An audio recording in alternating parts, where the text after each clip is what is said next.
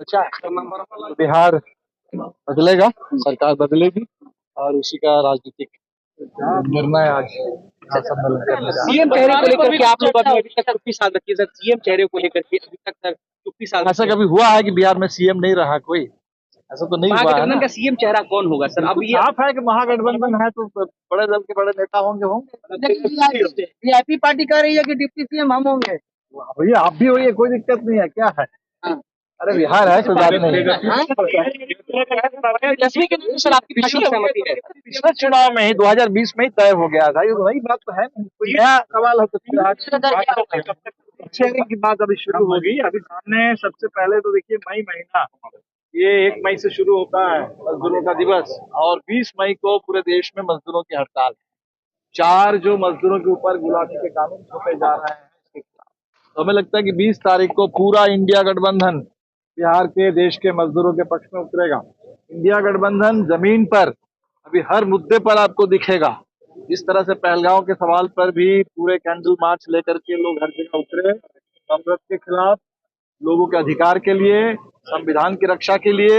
और ये जो नया शिगुफा अभी मोदी जी की सरकार ने छोड़ा है कि हम जाति जनगणना, अब इस सवाल पर जाति जनगणना बिल्कुल सही ढंग से हो, उसके पूरे आंकड़े उजागर हो, और जातीय जनगणना के आधार पर बिहार से जो 65% आरक्षण तय हुआ था वो लागू हो। इस पर हमें लगता है कि इंडिया गठबंधन पूरे देश में और खासकर बिहार में बिल्कुल सड़क से लेकर के एक आखिरी सवाल है सर, आपकी पार्टी बिहार में इस बार कितने सीटों पर चुनाव लड़ेगी?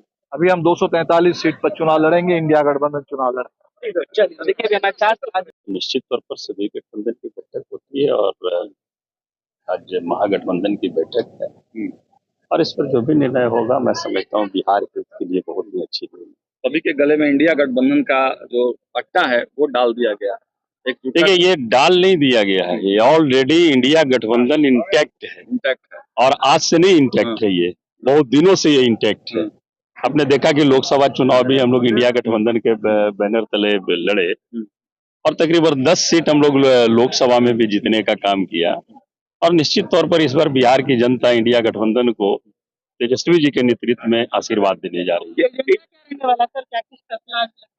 देखिए ये सब फैसला एजेंडा सारी प्रक्रियाएं जो होती है जब चुनाव समय पर है तो सारी चीजों पर मंथन हो गया और ये तो मंथन के बाद निकलेगा कि कैसे किस रूप में हम लोग कहाँ पर जाएंगे।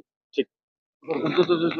आज सर एक बार फिर से तीसरी बार बिहार में महागठबंधन की बड़ी बैठक होने जा रही है, जिला और होगी, जिला जिला में भी होगी। तो क्या कुछ आज का एजेंडा होने वाला है?